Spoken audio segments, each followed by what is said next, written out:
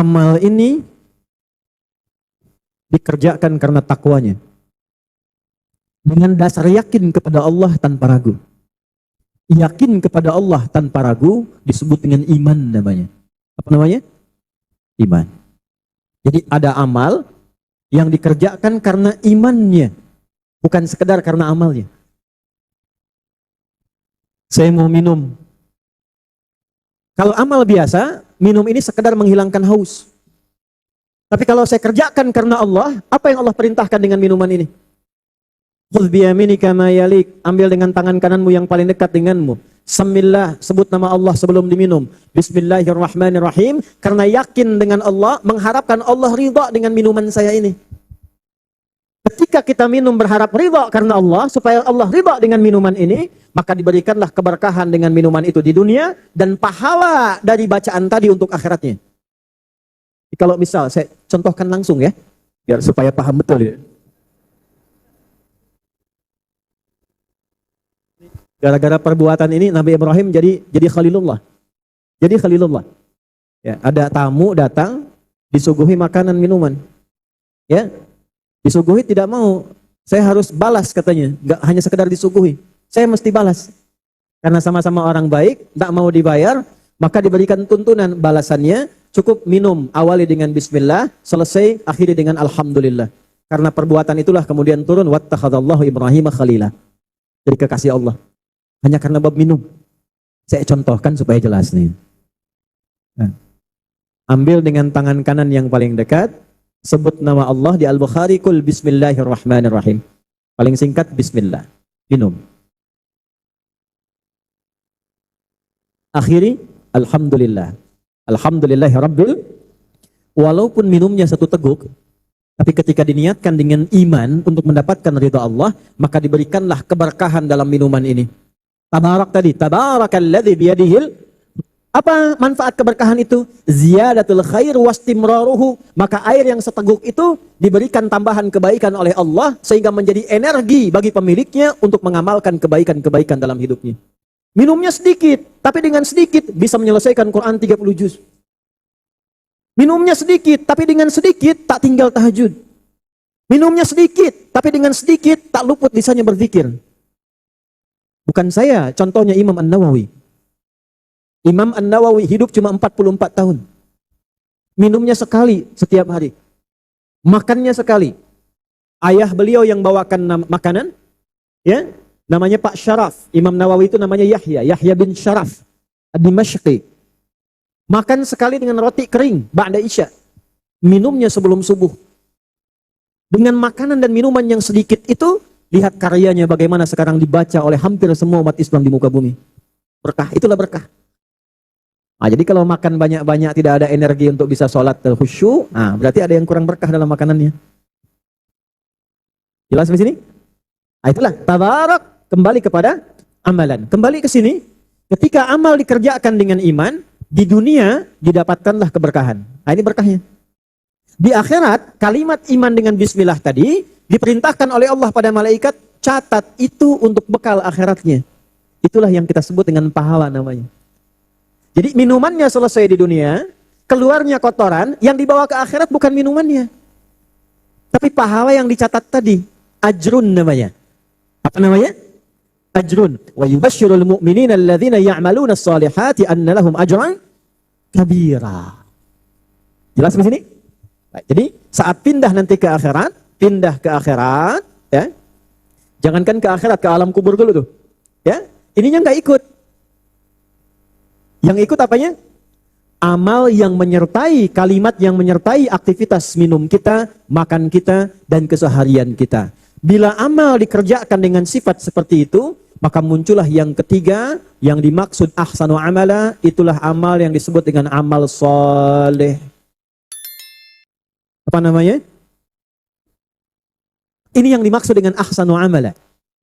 Walladzi khalaqal mauta wal hayata liyabluwakum ayyukum ahsanu amala. Dialah Allah yang menciptakan kematian dan kehidupan untuk menguji yang hidup. Yang hidup ini supaya banyak mengumpulkan amal soleh dalam hidup. Kalau bicara yang soleh, kalau mendengar yang soleh, Kalau melihat yang soleh. Itulah sebabnya kenapa kalau Bapak Ibu lihat dalam Al-Quran, jika ada ayat menyebutkan fungsi tubuh kita, itu selalu seringkali diawali dengan kata iman di dalamnya. Silakan cek. Mata apa fungsinya? Melihat kan? Kalau hanya melihat, berarti amalnya nomor 1. Ini. Amal netral. Sama dengan kambing melihat. Ayam melihat. Tapi bagi orang yang beriman, nah ini. Imannya digunakan untuk membawa sifat takwanya, membimbing matanya melihat. Maka muncullah cahaya dalam pandangannya, cahaya imannya. Turun Quran surah ke-24, surah cahaya. Ayat 30 untuk laki-laki, ayat 31 untuk perempuan.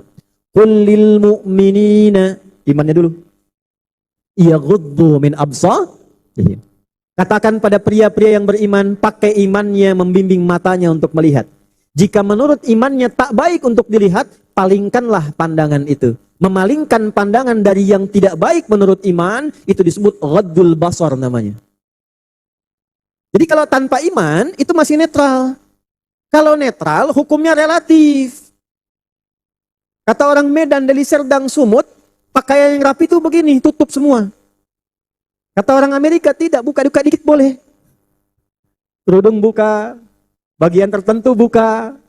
Menurut mereka, ini pakaian sopan. Tapi menurut iman, belum tentu dianggap baik.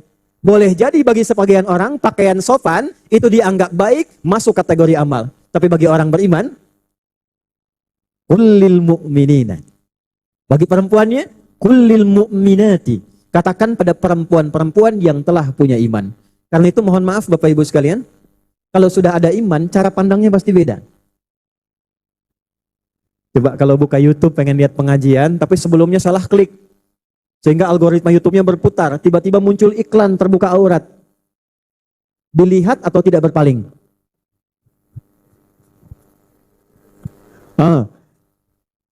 Ya? Kalau iman ada, itu begitu terlihat begini, biasanya imannya aktif, langsung paling nih. Salah ini. Minimal dia skip tuh. Atau dia pindahkan. Ya? Apalagi dari mata turun ke, jangan langsung ke hati dulu. Turun ke lisan. Ya? Coba lihat fungsi imannya hadir lagi. Man kana yu'minu billahi wal yaumil akhir. Iman. Man kana yu'minu billahi wal yaumil akhir. Falyaqul khairan au liyasmut. Siapa yang merasa beriman pada Allah dan akan hidup sampai ke akhirat, dihisab di hari kiamat, bawa pahala pulang, maka kumpulkan pahala lewat lisanmu. Katakan yang baik-baik, kalau tak mampu, ya. Karena itu berkata pun pasti ada iman dalam lisan. Kalau kata imannya nggak bagus, jangan katakan. Lihat, pas lu lihat tayangan nggak bagus, matanya langsung berpaling, lisannya istighfar, astagfirullah. Enggak ada yang terlambat. Matanya masih lihat, lisannya istighfar, astagfirullah. Nggak bagus ini. Nah inilah amal soleh. Nah, tugas kita selama hidup itu memastikan bahwa semua bagian tubuh kita dan perlengkapannya dari ujung kepala sampai kaki punya sifat soleh. Itu saja. Itulah sebabnya kenapa kita temukan kata iman sering bersanding dengan amal soleh. Setelah zuhur ada surat apa? Ada sholat apa? Asar. Buka surah Al-Asr, surah 103. Wal asr. Innal insana lafi khusr illa alladhina amanu iman wa amilus sholihat. Sholihat jamak dari kata soleh. Jadi kalau kita kembali kepada haul kita hari ini, kita belajar bagaimana dada berkehidupan, digunakan sampai sisa hidupnya mengumpulkan amal-amal kebaikan, berharap Allah ridha. Jack, dada sudah bangun masjid ini ya, tolong kamu teruskan sampai 99 masjid. Solehnya sudah ada. Tinggal bagaimana keluarga kompak untuk meneruskan itu. Nah kita yang hidup diperlihatkan. Oh ini soleh, sosok ini soleh, sosok ini soleh. Pertanyaan saya, dari sekian banyak orang yang hadir hari ini, yang mendapatkan informasi, Anda yang datang sampai ke sini. Apa yang Anda dapatkan pelajaran soleh dari almarhum yang kita dapati saat ini di samping kita? Kenapa mesti kita yang datang? Kenapa mesti kita yang hadir? Nah, maka manfaatkan setiap mendapati orang soleh di sekitaran kita. Tidaklah Allah mengantarkan kita untuk mengetahui orang itu kecuali menginginkan kita berubah lebih baik dari sebelumnya. Jelas sampai sini? Baik.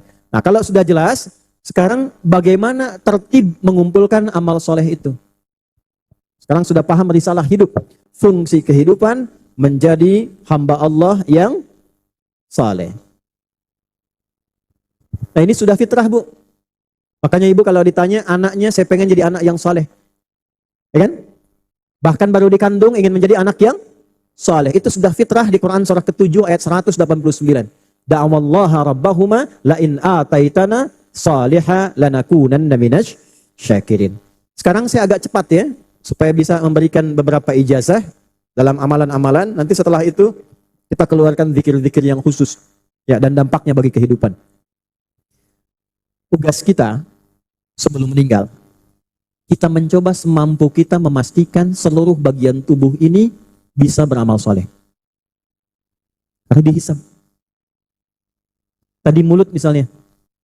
Ya, mohon maaf ini.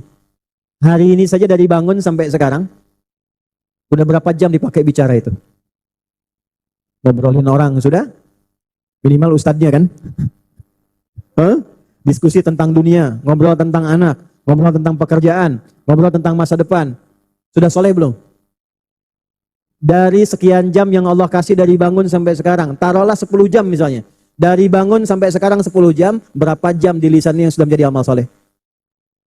Sudah baca Quran? Sudah zikir? Sudah dipakai taubat? Maka pastikan selama hidup minimal yang pernah keluar dari tubuh ini semua baik dalam pandangan Allah. Melihat Allah ridha, ya, mendengar Allah ridha, berjalan Allah ridha. Kalau kita bisa kumpulkan semua itu, apa yang terjadi? Ini poin yang ingin saya sampaikan. Apa yang terjadi? Allah akan merubah hidup kita, dipelihara, dirawat oleh Allah, hanya akan dipertemukan, diarahkan, dan diberikan semua yang baik-baik dalam hidup. Turun Quran surah ke-16 ayat 97. Quran surah 16 ayat 97. Pelan-pelan ya. Man amila salihah. Siapapun yang mengerjakan amal saleh. Man ismun mausulun yadullu ala fardiyatil ammiyah. Konjungsi kata sambung menunjuk pada setiap orang tapi maknanya luas. Mau laki-laki, perempuan, besar, kecil, tua, muda. Kata Allah siapapun yang mau berbuat saleh, merubah dirinya menjadi saleh, beramal yang saleh. Min dzakarin au unta, baik laki-laki atau perempuan. Jabatannya apapun, pekerjaannya apapun. Wa huwa mu'min, dan amal soleh itu dikerjakan karena imannya kepada Allah dan dia beriman. Amal soleh laki-laki atau perempuan dikerjakan karena iman. Perhatikan kalimatnya. Langsung menggunakan fa atafnya, lalu menggunakan lam taukid dan nun taukid tsaqilah. Falanuhyiyannahu hayatan thayyibah. Maka saya akan berikan tanpa lama, tidak saya tunda. Fa itu harfu atfin rabitin baina syai'aini bila hudud. Huruf yang mengumpulkan dua peristiwa tanpa jeda. Jadi peristiwa pertama, kita merubah diri kita jadi soleh. Makannya dari hasil yang baik karena Allah. Bicaranya yang baik karena Allah. Mendengarnya yang baik karena Allah. Ketika itu dilakukan, kata Allah, fa, saya tidak akan tunda, langsung saya berikan. Lanuhyiyannahu. Aku tegaskan, ya, aku berjanji dengan sepenuhnya, aku tegaskan, aku pasti akan bimbing hidupnya, aku akan hidupkan semua aktivitasnya, hayatan thayyibah, pada semua kebaikan-kebaikan dalam kehidupan. Jadi kalau diarahkan ke karir, Anda bekerja apapun, Allah akan arahkan, karirnya pasti baik. Kalau Anda mencari jodoh, akan ketemu orang yang terbaik. Kalau berumah tangga, bapaknya, ibunya, anaknya diajak latihan beriman menjadi saleh, maka dirubah oleh Allah keluarganya sekaligus menjadi keluarga yang baik. Hayatan thayyibah. Rizkinya langsung diberikan rizki tingkat yang terbaik. Jadi ada rizki standar, halalan thayyiban. Ada rizki istimewa hanya untuk orang beriman. Halalnya dibuang, thayyibnya dijamakkan. Yang standar Al-Baqarah, bukan? Ayat 169 itu. Ya ayyuhan nasu kulu mimma fil ardi halalan thayyibah. Hei manusia, masih standar. Kulu fil amar, silahkan kerja untuk dapat makanan. Ya, makanya kalau ditanya ayah mau kemana mencari sesuap nasi, padahal mungkin satu rice cooker. Ya, tapi ini dalam balaghah namanya dzikrul ba'dhi yuradu bihil kullu. Disebutkan sedikit mewakili keseluruhan. Ya, kerja. Bagaimana caranya? Bekerja dengan cara yang halal, halalan, dapatkan yang thayyib, yang baik. Dari pekerjaan yang halal, dikonsumsi mendapatkan yang baik-baik. Tapi kalau bekerja pakai iman, berubah ayatnya. Al-Baqarah 172. Ya ayyuhalladzina amanu. Dari ya ayyuhan nas berubah ya ayyuhalladzina amanu. Kulu, yang ini kulu, yang ini kulu. Yang ini kulu mimma fil ardi halalan thayyibah, yang ini kulu min thayyibati ma razaqnakum. Hei orang beriman, pakai imanmu dalam pekerjaan. Jangan saling menyogok. Jangan saling menipu.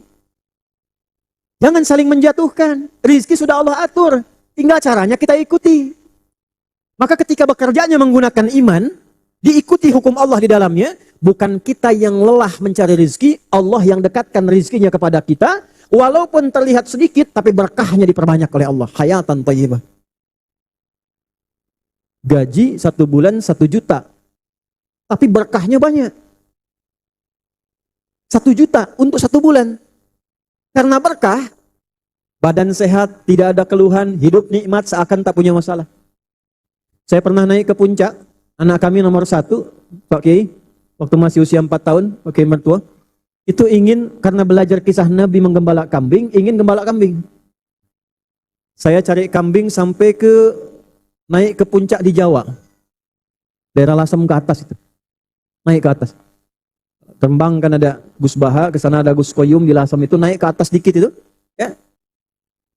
Itu saya temukan satu keluarga, dia merawat kambing yang kami direferensikan untuk mengambil kambingnya dari beliau itu. Saya tahu pendapatannya 1 bulan, kami dikabari hanya 100.000 1 bulan, 100.000. Tapi saat kami datang, seakan-akan tak punya kekurangan. Makanan, ikan dimasakkan, mangga dipetikkan, dihadirkan pada kami. Poinnya ini, saya tanya, di mana kambingnya? Oh, di sini Gus, katanya di belakang. Begitu saya lihat kambingnya, Allahu Akbar. Kambing bersih, putih, mulutnya ditutup oleh potongan dari tempat minuman itu, botol minuman. Kalau saya sebut, nanti sebut merek, endorse ya. Ya ada potongan minuman, botol itu yang 1 liter, ditutupkan ke mulut kambingnya begini. Saya tanya begini, itu kenapa kambing ditutup mulutnya? Apa sakit? Lihat jawabannya. Bukan sakit, Gus. Ini kambing baru kami beli dari tempatnya. Di tempat dia jalan, dari tempat kami beli, kami tutup mulutnya dengan botol ini, supaya di jalan dia tidak makan yang bukan haknya. Kami tutup mulut kambing ini dengan botol minuman ini, dari tempat kami beli, supaya di jalan kambing ini tidak makan yang bukan haknya. Itu saya diam, ada 10 detik saya menangis. Ya Allah, terima kasih Engkau mengajarkan saya hari ini. Orang yang tinggal di gunung, yang tinggal baik, ternyata lebih banyak mempraktekkan sunnah-sunnah Nabi dibandingkan kita yang banyak mengajar. Jangankan lisannya, mulut kambingnya pun dia jaga. Mr. Well. Dan hidupnya nggak pernah ada keluhan. Dapat 100.000 1 bulan. Saat akan makan, tetangga bawakan makanan. Musim mangga, tetangga lain kirimkan mangga. Insya Allah. Hayatan thayyibah. Ada orang dapat gaji sebulan 100 juta, rasanya tak pernah cukup. Tipu orang lagi, korupsi lagi, ambil lagi. Yang dimakan pun kan tak lebih, sedikit saja sama dengan yang lain. Ayo pilih mana? 100 juta tidak berkah atau 1 juta berkah? Tidak ada pilihan ketiga. Ujian iman itu. Nah, jadi kalau kita perbaiki diri kita, ya, mohon maaf. Bukan berarti tidak akan kaya, tidak. Berkahnya dulu ditambah oleh Allah. Kalau berkah sudah bertambah, kita sudah baik, tinggal pilih 1 dari 4, pilih yang mana? Mau hidup pakai harta, amal solehnya, pakai jabatan, kedudukan, pakai ilmu, atau pakai tenaga. Inilah contoh Khulafaur Rasyidin, dicontohkan pada yang 4 itu. Ya, yang pakai harta Abu Bakar As-Siddiq, turunannya Utsman bin Affan, turunannya Abdurrahman bin Auf, Masya Allah. Dilatih dulu oleh Allah. Hartanya ditarik dulu.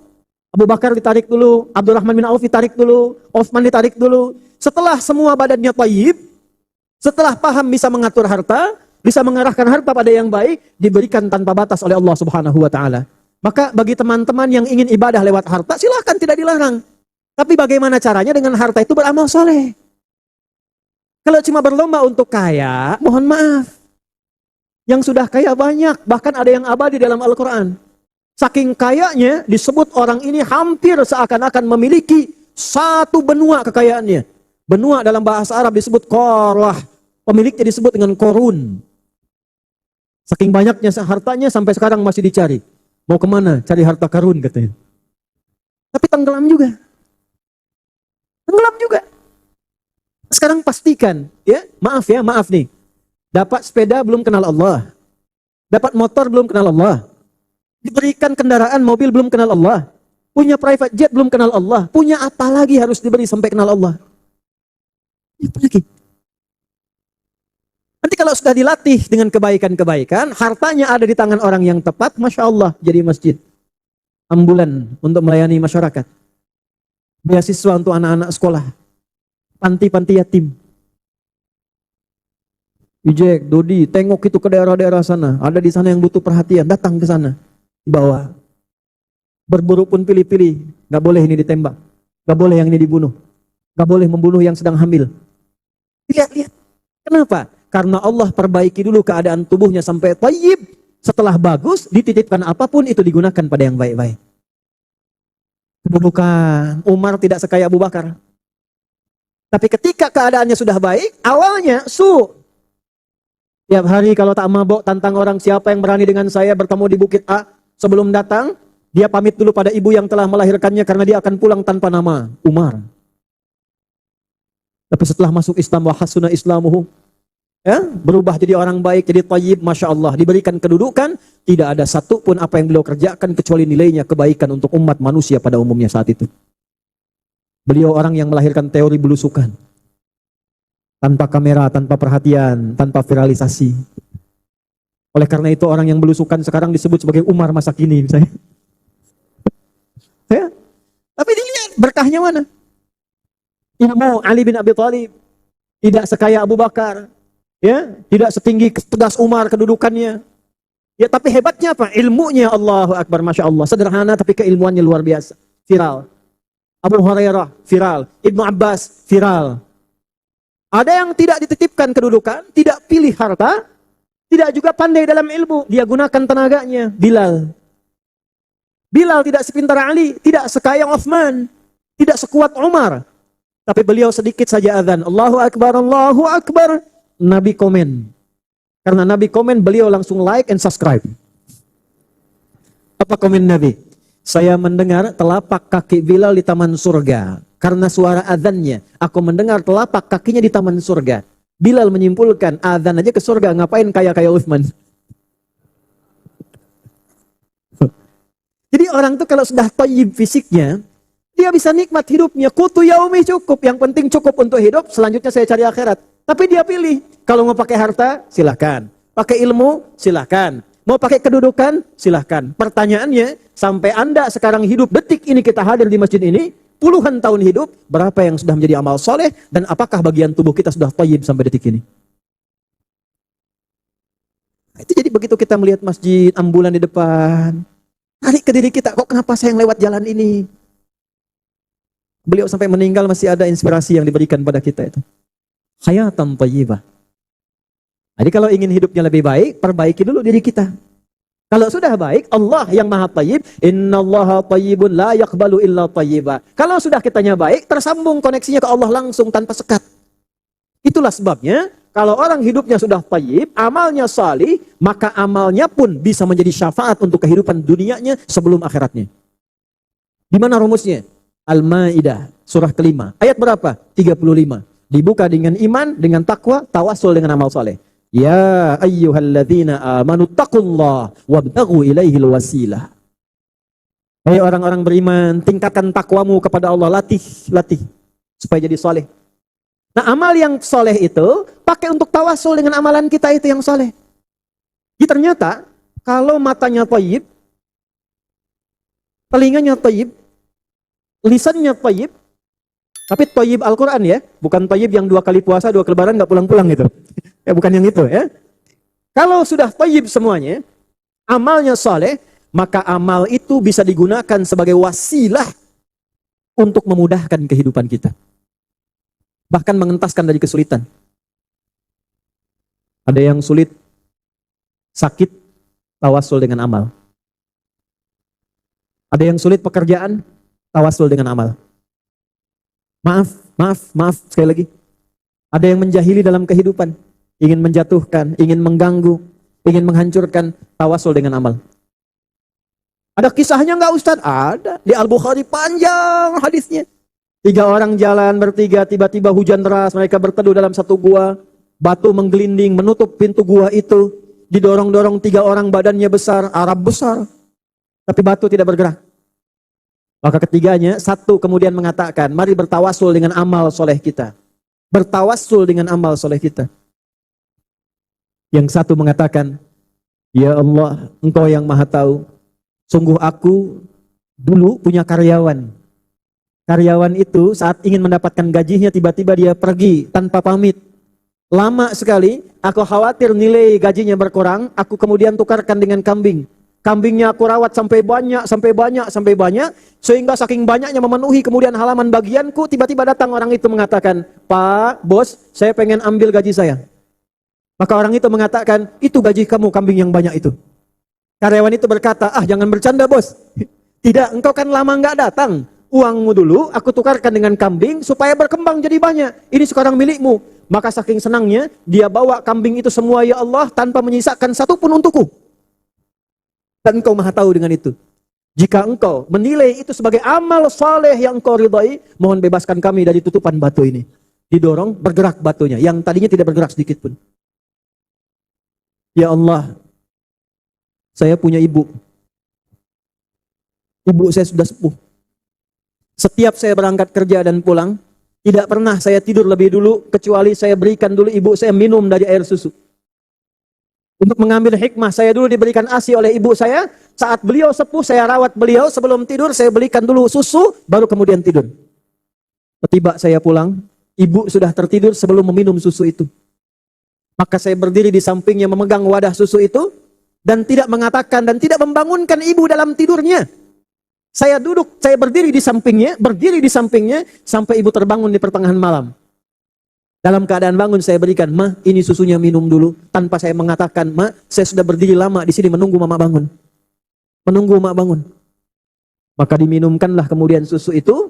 Selesai kemudian tidur beliau tanpa mengucapkan sepatah kata pun kecuali kebaikan. Ya Allah, jika engkau nilai ini sebagai sebuah kebaikan yang engkau ridhai, mohon bebaskan kami dari batu ini. Digeser, terbuka, tapi belum bisa keluar 3 orang.